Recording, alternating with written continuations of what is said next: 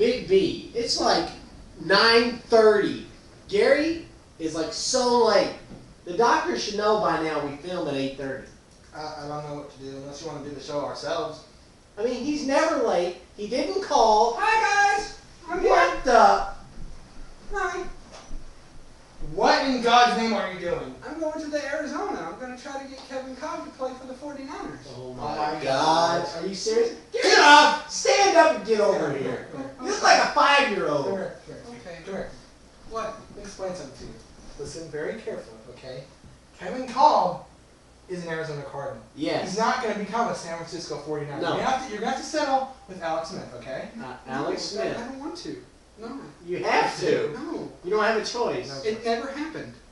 Yeah, kind of. Yes, it kind of did. No, it didn't. What Oh. happened was Arizona gave Kevin Cobb maybe he can come play for us if he's good enough, which he is, but I'm going to go try to steal him away because that's how we roll. Really? Really? Really? That's my story. So you're So you're really going to Arizona? Yep, going to Arizona. when? I mean, we got to show this Arizona to right now. Call Philip Fallbush. He'll help you guys out. Wait, you're Whoa. you're leaving us now? him. Now? Yeah. We're about to film the show like right now. Love you guys, all right. Well, Guess you we know call the what you fella. have to do now? Call the fella.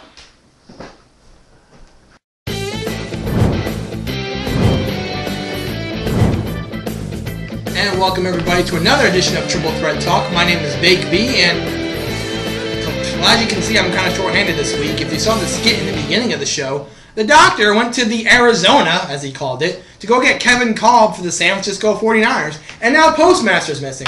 So, I guess it seems like I'm going to fly solo tonight, so let's just get started talking about some football here. What does that sound?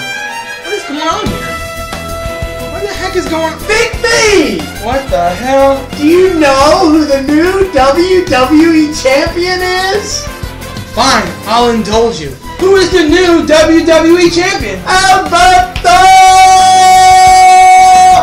Del Rio!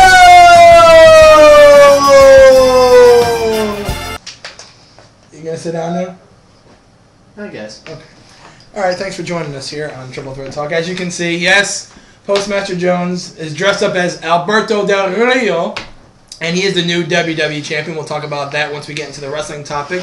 But preseason football started this past week, and a lot of teams looked pretty pathetic, including your Colts. Well, let's be honest here. I mean, Curtis Painter, Dan Orlovsky, Nate Davis, who's already been released, by the way, and Mike Hartline. There's a key name missing there. Manning, maybe? Yeah, Manning Payton? Yeah. Yeah. They didn't look good at all. Your Seahawks look good. Yeah, I'll get into that. Seahawks did open on ESPN on Thursday night. They played the San Diego Chargers in San Diego, and they did win 24-17. Tavares Jackson, I'll be honest, I wasn't impressed with Tavares Jackson's play. He didn't look that good. Charlie Whiter stepped in as the backup. He's going to be the second string probably. He looked good, and he got the team the win 24-17. But the thing that stood out to me the most is, and this is what happens with preseason, people get hurt. People do get hurt. You're And right. And there was actually a lot of injuries. Our star left tackle, Russell Okung, was probably one of the better tackles in the NFC. For us, that's why our running game is so good with Marshawn Lynch. He got an ankle injury, and he's out indefinitely, so we don't know when he's coming back. So that's kind of bad news for us already. That's definitely the danger of preseason. However, I'm kind of surprised. I mean, I don't know if you were, but did you happen to notice in a lot of the games, the first stringers were playing a lot more time than normal in the first game? Yeah. I think a lot of that had to do with the less training camp than because of the lockout, obviously. Like some of the quarterbacks, thank you.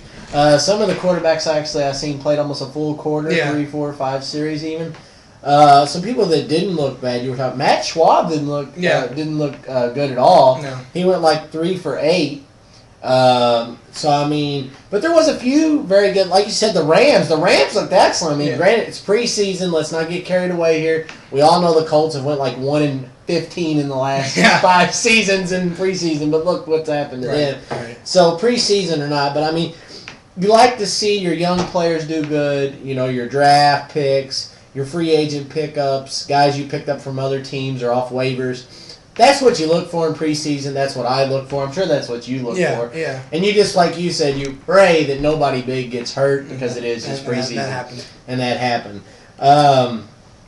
One thing I'm interested to note, too, like we discussed with the whole players playing longer, do you think, in your mind, we could possibly see the starters, because of limited training camp, playing a full preseason game? No, I don't think they want them to do that because, coming from your standpoint, what if they did that and they had Peyton Manning play a full game and he gets hurt and he's done for the whole season? Your team is done. They are done. So, because without Peyton Manning, your team is terrible. They are, because Curtis Painter, I'm sorry. So, I think for the starters to get their feet wet, so to speak, and play a little bit so they don't get rusty for the season is good. But playing the whole game is risking very injury. I mean, look what happened to Michael Vick a few years ago. Absolutely. He got his leg broken and the team was 2-14. They were pretty bad that year. We can blame that on the Madden curse. Yeah. We'll see what happens with Peyton Hillis this year. He's on the cover. So we all know that's well documented. I think every year, whoever's been on the cover of Madden, something. The only time that not everyone was affected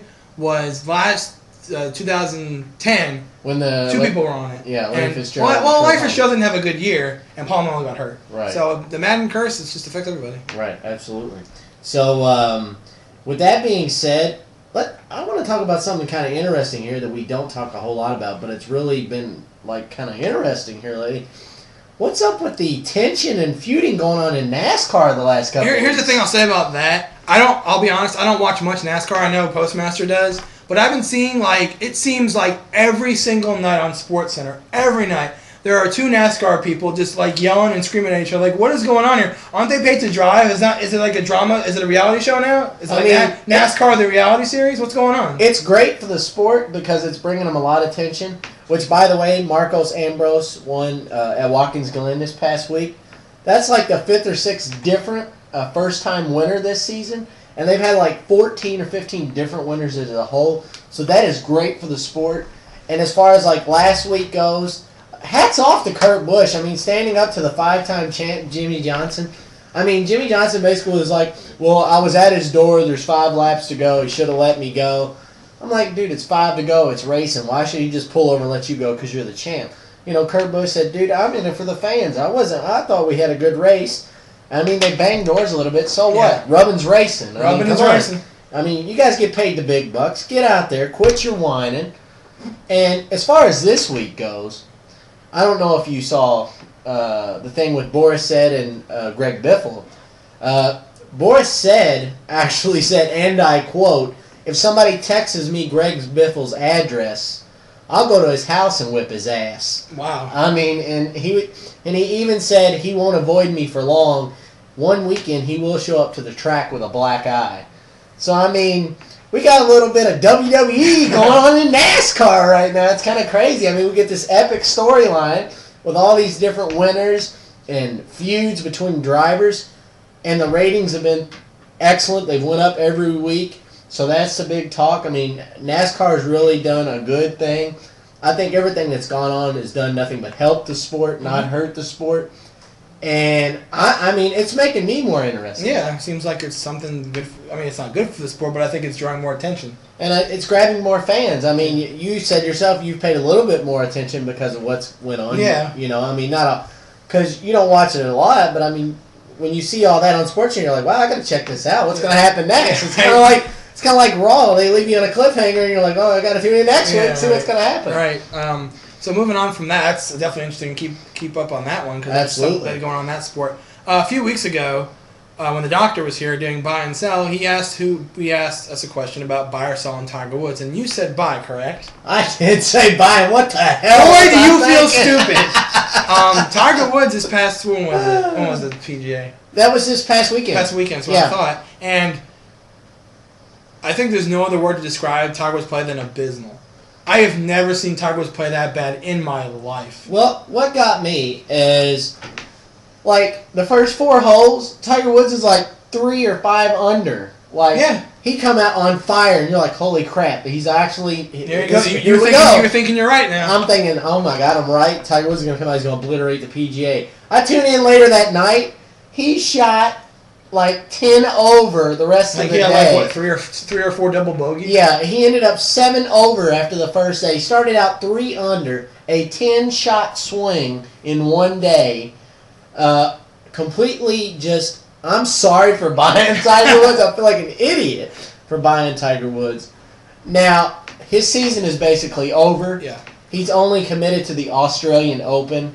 He hasn't said he would return for any other event yet. Not saying he won't, but I got to eat my words here. I mean, you guys are right. I should have bought Tiger Woods. Sold him. Exactly. Yeah. Sold Tiger Woods, thank you. But I don't know, man. Is he over? Is he done? Even I feel kind of dumb. I said I'd sell him, but I said maybe he'll win another major. It seems like, because you were saying, he was doing good in the beginning, and they just completely fell apart. Right. I mean, it was He has to crazy. stay consistent the whole time. It doesn't seem like he can do that anymore. Yeah, I mean, it's like one or the other. It's either, I mean, there's no in between for him. No.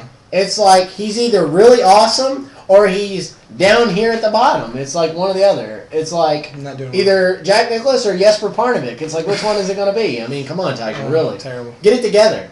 Terrible. But on a good note, for a lot of people that do not know, the Little League World Series is getting ready to start.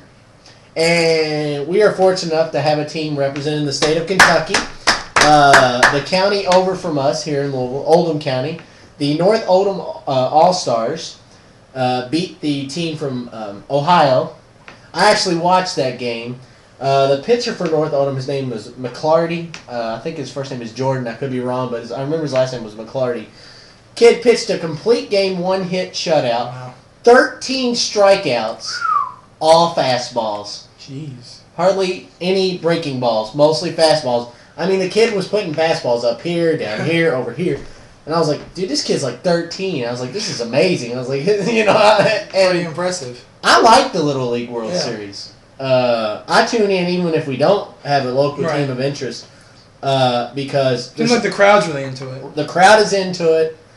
The passion from the kids is into, because there's no money involved. You don't Right. have a bunch of multi-millionaire egos out there on the field. I mean, you got kids that are what, middle schoolers, I would guess. No, not yet, you. Middle schoolers, and they're out there, and I mean, they're battling their hearts out. I mean, sometimes you feel for these kids; they lose, and they're just pouring tears. Yeah. And then you got the other teams just, they're excited. Celebrating, yeah. And I mean, it's interesting to watch. We were fortunate to have a team from Louisville win the entire World Series a few years back, Right. Valley Sports. And a couple of those guys have moved on to play professional baseball, yeah, believe it or not. It shows. It shows that You work hard. work hard, and those guys that you see on ESPN in their mid-teens, they're playing in the Little League World Series, maybe be playing for the Big Daddy World Series, Yeah, in their career. Yeah. But so it should be interesting to note, and also Speaking of baseball, baseball. your team, the Braves. Atlanta Braves, had a big story going on this past weekend. Dan Ugla had a big hitting streak going on, and this past week it actually ended. Yeah, unfortunately it ended. I'm not so much disappointed. I'm disappointed for Dan personally, but from a standpoint of the hitting streak, I am glad because, like, before the All-Star break, I was thinking, good God, why did we pay this money for him? Right. Because he was abysmal. Yeah, his batting average was like in 130s. Right? Yeah, it was awful. And awful. it was awful. And, after the All-Star break, he turned it around. He got this hitting streak going. I don't see anybody breaking No. the hitting streak by DiMaggio. I don't see anybody doing it. I mean, people may get close, and it's good to report it, and it's good to follow on there. I don't see anybody breaking that streak anytime soon. And something I want to ask you, another on a baseball standpoint, and this has been brought up a lot here ever since last night. Jim Thome, congratulations, the 8th member of the 600 home run club. Allegedly 8 members. Well, yeah. It's in there. The number. It's in there. It's in there. Let me ask you this, and this was tossed around quite a bit today, and I want to get your take on it. What is more prestigious to you? The fact that Jim Thome hit 600 home runs, or Derek Jeter got 3,000 hits? Wow, that's tough. Well, I guess I'll go with the Derek Jeter one. Really? Because he got 3,000 hits, and I mean, not a lot of people have gotten that. But the reason I say that is, look at all the players that have gone through that organization, the New York Yankees, all the great players of the past. Not one of them, not one, has had 3,000 hits. I'm going with the home runs, and I'll tell you why. It is easier to get a single than it is a home run. And there's only 8 people on this elite home run list. He was the 28th or something like that to get 3,000s hit. But I think... I mean, they're both Hall of Famers. They're both, absolutely. They're both... If they're not first ballot Hall of Famers, something's completely wrong. I mean, for both different reasons, obviously. Right. But let us know what you think. Tommy, 600 home runs. Derek Jeter, 3,000 hits. Tell us, fans, what do you think? I mean, what is a more bigger accomplishment to you? Yeah. So, with that, I think you said you got a little update on Andy Roddick. Yeah, I was watching something today, actually. Western and Southern Financial Group Open is in Cincinnati currently, and Andy Roddick is out already. He's already out of the tournament. And I saw a video today on Yahoo Sports. He was losing to a player named Philip Kohlschreiber from Germany, I believe. And Roddick lost the point. It was 30-40, and he smacks the ball into the stands, like viciously smacks the ball, and he gets a point penalty, which is the rule. And they duck the point, so it's the game to the other guy. And Roddick was arguing it and saying, "Oh, it was a lob. I didn't really hit anybody, but Roddick could argue till he's blue in the face. It's not going to get changed." Right. So I was reading the article, and it seems like Roddick's gonna, after the tournament, he's gonna go in the 20s. He's gonna go in the top 20 ranking, and it doesn't seem like he's at the top of the game anymore. I mean, he had that epic. That's your word. Epic. He had an epic final with Roger Federer where Federer almost lost, and it was like 16-14 in the 5th set. But it just doesn't seem like Roddick has it anymore. So, I know you don't know as much about tennis as I do, but it seems like the state of American tennis, who is it? Exactly. And to kind of put a comparison on it, the state of American tennis, which before this weekend, the state of American golf. I mean, Tiger Woods is down the wrong path. Yeah. You haven't heard much from Phil in a while. I mean, granted, I imagine a lot is on his mind with his wife having this cancer issues. Yeah, so, I mean, we can kind of excuse Phil. So, American tennis and American golf, I mean, there's not really, before this weekend in the PGA, there's not a lot of American representation in either sport. And you could almost compare Andy Roddick to Tiger Woods to an extent, because it was like they were both good and they were both, at the top of their game at one point, and it's like they both have fell down the other side of the mountain, and it's like, are they ever going to recuperate? Are they ever going to recover and be what they once were? Right. I know this is unusually happen, but I actually remember that we have some questions this week. So actually, let me check those out real quick. This has never happened before. Epic. Questions. Which, I do remember one question that I want to kind of answer. Somebody asked me, do I think, and yes, and obviously the doctor's not here to give his opinion, do I think that the Big B here looks like Kevin Steen? I didn't know who he is. So we had Big B look up Kevin Steen and said, Big B, let's do a comparison here. So we pulled up the picture of Kevin Steen. I'll come up right now. This is live, everybody. And showed him. And in fact, I do believe that he does look like Kevin Steen. Sort of. Let's see here. Maybe in the face. Oh my God. I think so. Look at this. We're looking at it right now, and he does in fact look like Kevin Steen. He does. It's crazy. I mean, especially with the facial hair. So, Big B. Oh my God. Big Kevin Steen. Kevin Steen, Big B. Alright, since we have a little bit of time left, this never really happens where I actually have to do questions live on the show where I have to pull them up from the website, but, that's how it goes. Alright, so we'll just start from the top and we'll move our way to the bottom.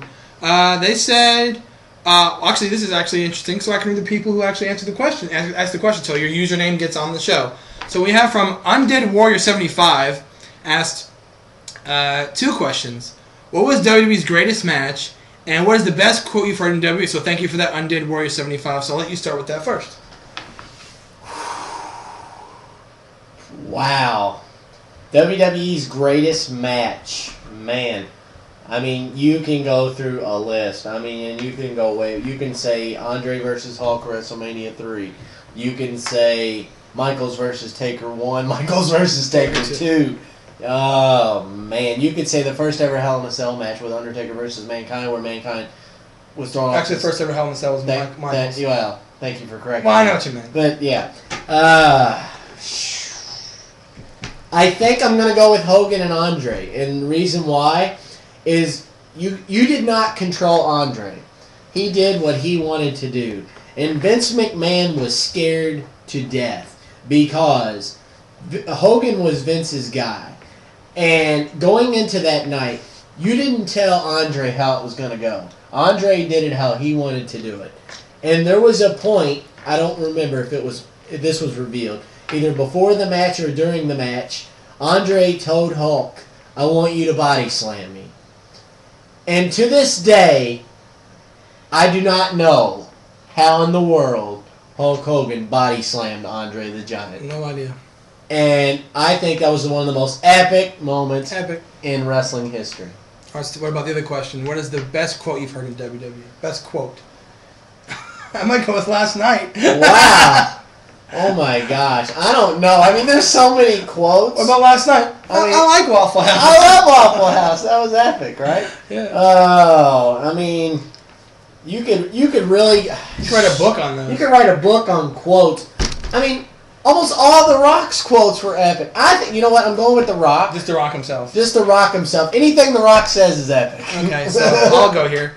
What was WWE's greatest match? Again, so many to choose from. But I have to go with probably the match that's most memorable for me is Michaels Bret Hart at WrestleMania 12. Michaels' first ever WWE Championship win. And just the fact what those guys went through. I mean, they showed like videos of them training and getting in shape for the Iron Man match. It was like, you know, the first Iron Man match of its kind. It was 60 minutes over because the match ended, you know, time was out. And just the fact that what those guys put themselves through and the way that match went just was unbelievable. I mean, I could just say Shawn Michaels matches were the greatest of all time. I mean, just Michaels is unbelievable. I can talk about Michaels till I'm blue in the face, but yeah, that match for me, Michaels and Bret Hart at WrestleMania 12 was definitely, I think, the best match. And then, what's the best quote you've heard in WWE? Again, that's a tough one, but I think I'm gonna have to go with a quote that was made infamous at King of the Ring by one Stone Cold Steve Austin. Austin 3:16. Now, the whole thing. Talk about your Psalms. Talk about John 3:16. Austin 3:16 says, I just whipped your ass. I just, when I first heard that, my jaw hit the floor. I was like, Steve Austin is officially epic. That was pretty amazing. So I think for me, that's the best quote I've heard. So let's see. I already answered that question. Thank you, Stonecutter. Stonecutters 07 for the question if I look like Kevin Steen. Let's see. Another question from Undead Warrior 75. Thank you. Asking me, Big B, if you want to see Steve come back, what about Steve versus Undertaker? That thought did cross my mind, but I don't think Steve will face Undertaker at WrestleMania because I think Undertaker has one WrestleMania left in him. This one coming up, 28, and I think he'll probably face someone like maybe Jericho or CM Punk or maybe Mick Foley. Someone like that, or Sting. Sting, yeah. Yeah, I don't see Steve Austin. I could see Steve Austin facing Punk or The Miz, but I do see these guys facing having one match, but I don't think it's against each other. So Undead Warrior chimed in again, but Gold Dizzy was quick to tell him, dude, to answer that question last week. What title should WWE bring back? And we obviously said the hardcore title. Okay, let's see. This guy JB112011. Thank you for the question. If WWE ever decides to bring back the Cruiserweight title, which Cruiserweights would you bring back? I'm going to run through this here because we're trying to get to the SummerSlam recap and stuff happened with SmackDown and Raw. I'd go with people like Billy Kidman and Ultimo Dragon, Juventud Guerrero, Jushin Thunder Liger. Yeah, let's see. Hurricane, I like him as a Cruiserweight. Tajiri. Yes. Scotty Too Hottie. Scotty Too Hottie, yes. So there's a lot of good cruiserweights, but those are the majority I think I would like to see. I think so. You know, thanks for the question once again. Let's see what else we have. From whoa. Saber Green 2010, do you guys think they're about to give Cody a title shot? Oh, yeah. Absolutely. I know we'll talk about SmackDown later, but let's get to it right now. SmackDown pretty much is built up to SummerSlam. And that's usually what they do on SmackDown. They just build up. So we usually don't talk about it. Oh! But this week, we're going to talk about it. You're damn right we're going to talk about it. What was the skit last week? Postmaster Jones. Maybe because Cody Rhodes sucks. Wrong. Cody Rhodes beat Ezekiel Jackson. Now, if I just said that, you'd be like, whoop-de-doo, big deal. But this past week, on Friday Night SmackDown, Cody Rhodes beat Ezekiel Jackson and became the new WWE Intercontinental Champion. Put a bag on your head, sir. So I say yes. Cody Rhodes is definitely going to get a title shot in the future. Cody Rhodes is on his way up because he's Cody Rhodes. That's all there is to it. He's on his way down. All right, anyway. Not gonna happen. That's it. Who's your all-time favorite diva? Sonny. Come on. Is there anything else? Sonny. Here's the thing. I'll go into depth on that also. I mean, from a wrestling standpoint, like my favorite wrestling diva, probably Mickie James. Because she came in out of nowhere and beat Trish Stratus at WrestleMania. That was pretty big, and people were cheering for her, which was awesome. I like Mickie James. But favorite diva all the time is easily Sonny. I mean, she is the diva of the WWE. She is. So, and I'll say something else. When we get into wrestling real quick, I did go to Chicago this past weekend, and I went to the Chicago Comic-Con in ROH. And I get to Chicago Comic-Con, there's a lot of wrestlers there. Maria was there. Victoria, also known as Tara and TNA. Hacksaw Jim Duggan, Brutus Beefcake. Rikishi, the list goes on. Right. But one person that was there was Sonny. And she looks as good as ever. And I just found this out this past week. She's from Howell, New Jersey, which when I lived in New Jersey, that was a town over, 5 minutes from where I live. And you're like, whoa. So that's pretty crazy. But yeah, easily my favorite diva of all time is Sonny. So thank you for the question. And I don't know if you can answer this question, but I'll answer it real quick. Other than DW, what's your favorite colleague? I enjoy SMF, obviously, ICCW. I enjoy Skull. Me and him have worked together in the past. I respect his work. I respect everybody's work. But probably favorite colleague out of all those three might be ICCW's because I knew Zach on a personal level, and I enjoyed the content he put out. So I really enjoyed ICCW. So thank you for the question, Saber Green 2010. And I think that's the last question, wrestling-wise. I think so. And one more thing.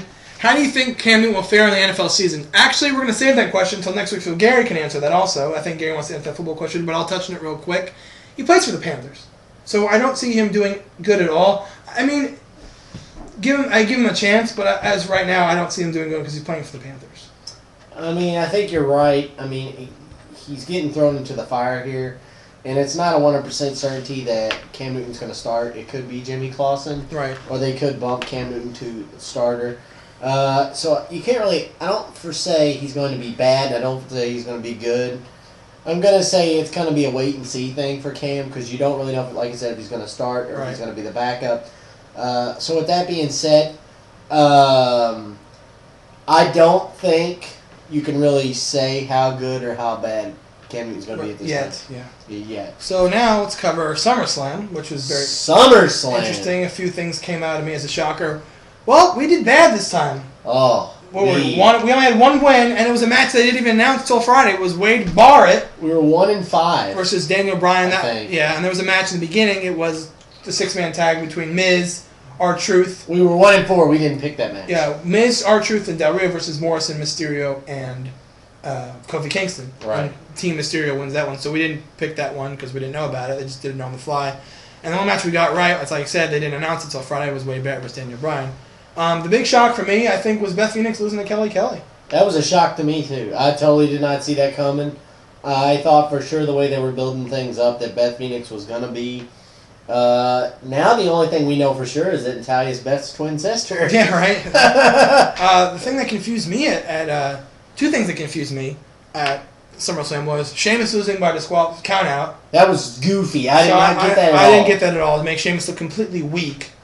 And Christian losing to Randy Orton. So now it seems like they might fight again. But he did mention something to me before we started filming. Why? Maybe Christian will fight Randy Orton on SmackDown and lose his rematch to get it out of the way. But why? Randy Orton and Christian have fought for the world title the last 5 pay-per-views. Why? So it seems like I'm sorry, and I know it's going to sound complete and utterly biased because I am a peep. But WWE got this one wrong, and for the simple reason of this feud has went on long enough.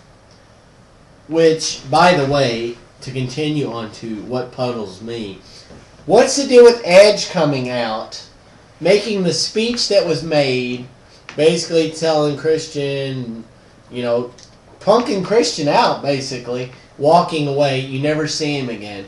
I don't get that, number one.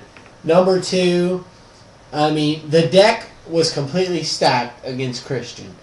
We all know WWE has a tendency of whoever the deck is stacked against usually always somehow pulls it out. So why change? Why make Randy Orton the champion?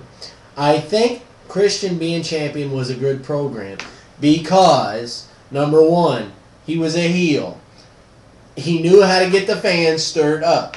Number three, his whining moniker of getting his way while being champion was great. I'm sorry. I think that was good. A lot of people said that was annoying. I think that was good programming. Give him another opponent. Sheamus is now a fella. He's a good guy. He's a face, yeah. He's a face. Why not Christian versus Sheamus? I think that would be a good program. Or, even though he's a heel, Christian versus Mark Henry. Why are they trying to make Randy Orton the next John Cena on SmackDown? Because that is what they're doing. Oh, yeah. They're building Randy Orton to be another John Cena. So they're turning the Apex Predator into another person where sooner or later he's going to get jammed down our throats so much it's going to be where we hate Randy Orton. Just like most of us despise John Cena.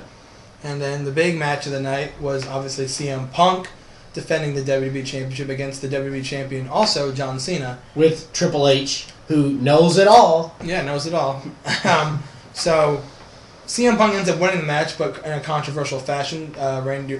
John Cena's leg was on the rope. Triple H admitted that he he didn't see it. So CM Punk is celebrating, you're thinking all is well, and you're thinking, okay, maybe they're going to let it in here. We thought that was kind of weird. But this next, Kevin Nash comes to the crowd. You mean Vinny Vegas? You mean Diesel? You mean Oz? Whatever. Anyway. So Kevin Nash comes to the crowd, knocks CM Punk over, gives him the jackknife powerbomb, and leaves. Triple H has a look of like, what the hell just happened? And cue the Del Rio.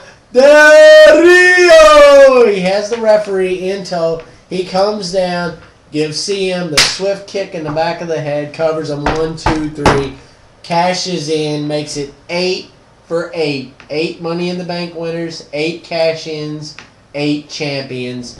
So we leave SummerSlam with the WWE title changing hands, going to Alberto Del Rio.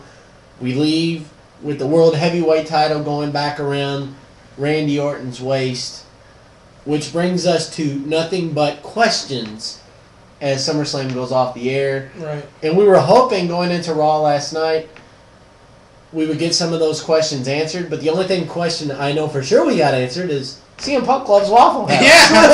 Before we cover Raw, I just want to say one more thing about someone forgot to mention that people didn't see, but we know what happened. Alex Riley faced Dolph Ziggler in a dark match for the U.S. title, and Dolph Ziggler retained it. Right. So I just want to mention that. So yeah, on Raw, basically Triple H said that Kevin Nash is going to explain himself. He's going to be there and explain himself, and he did just that. And then CM Punk came out, and I'll tell you one thing, okay? You challenge CM Punk, like you better be able to bring your A game. I think Diesel, or whatever you want to call him, I think he brought his C game or something. He looked like a high schooler going to communications class for the first time compared to CM Punk last night. I mean, I'm sorry, but CM Punk is probably one of the best guys on the mic ever. And there's not few people in the WWE right now I don't think could hang with him on the mic. If they let him go, Cena could. Yeah. And I think The Miz maybe. Yeah, Miz. Miz and Cena, but that's it. Somebody's not there, but I think could definitely... Jericho. That would be... To see them two go at it would be unbelievable. It'd be epic. I would love to see it. But on a side note, too, as well, I don't know if you knew this, another group of people who worked the dark match before Raw, former TNA tag team Generation Me did a tryout for WWE before Raw last night, so we'll keep you informed and detailed on that. We'll see if Generation Me in fact comes to WWE, which I think that would be a good boost for the tag team division in WWE. Yeah. I mean, because you would have the Usos, Generation Me, and maybe a new tag team in Kofi Kingston and Evan Bourne.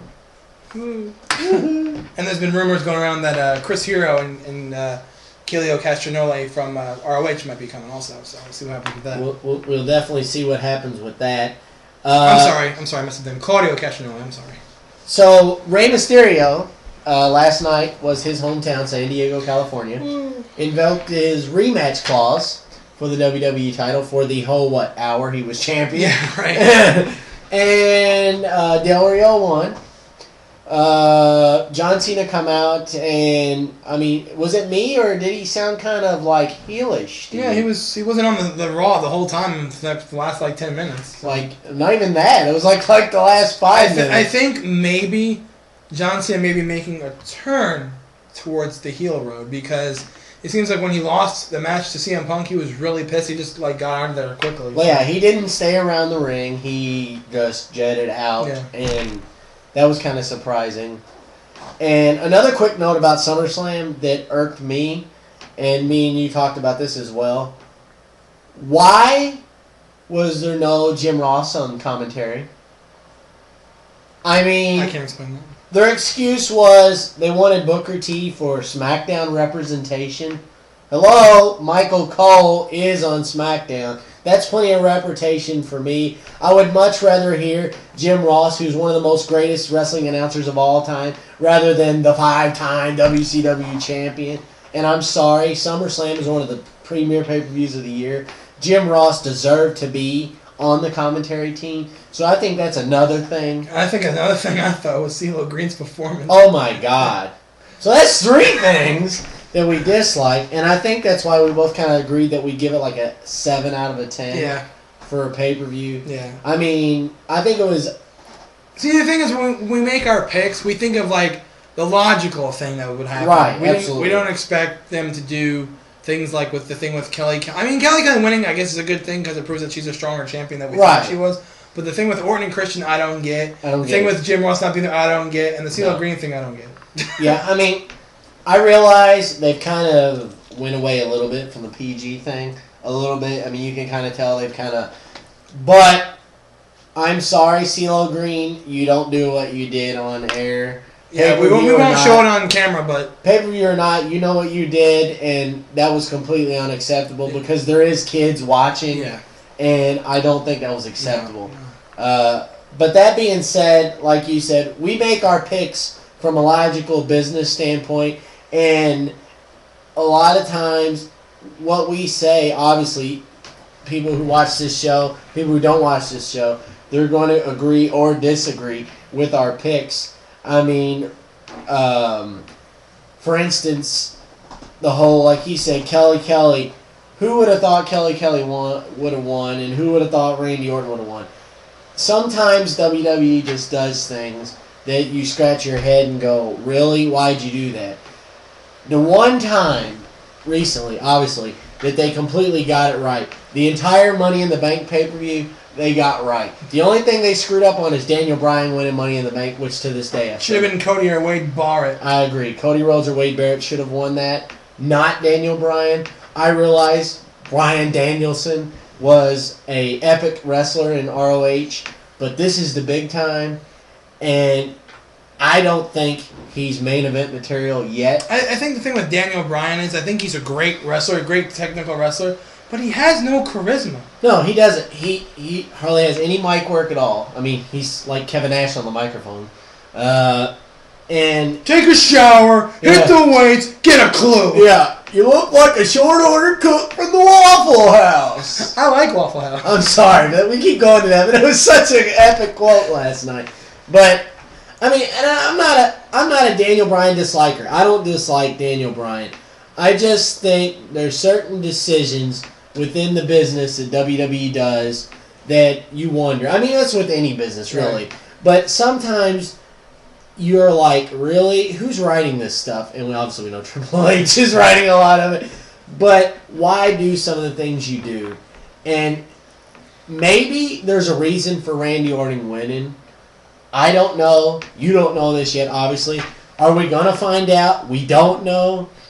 But you hope, like, for instance, Beth Phoenix come out and kind of taunted Kelly last night.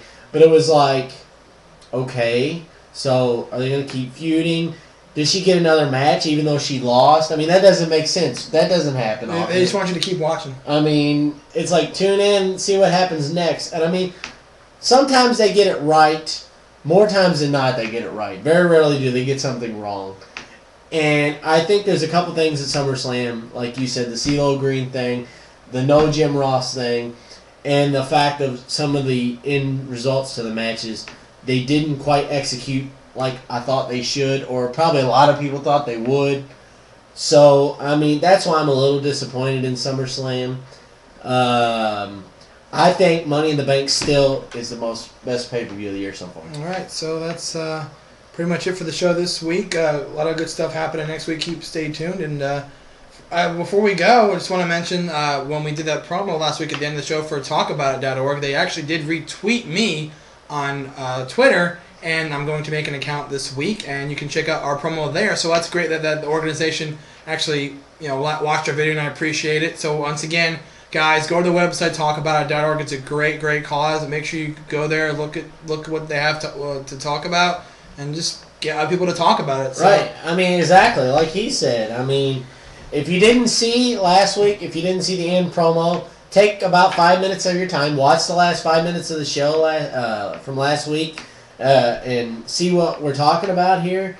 And I mean, Just Talk About It is a great website. Go on there, check it out.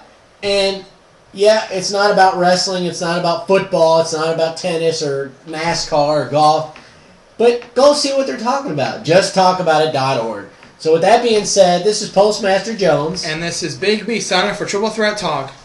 Thank you, and we'll see you next week. You can like us on Facebook at facebook.com/triplethreattalk. You can follow us on Twitter at triplethreattalk. And you can send us any comment or question you have at triplethreattalk@yahoo.com. Thanks for watching.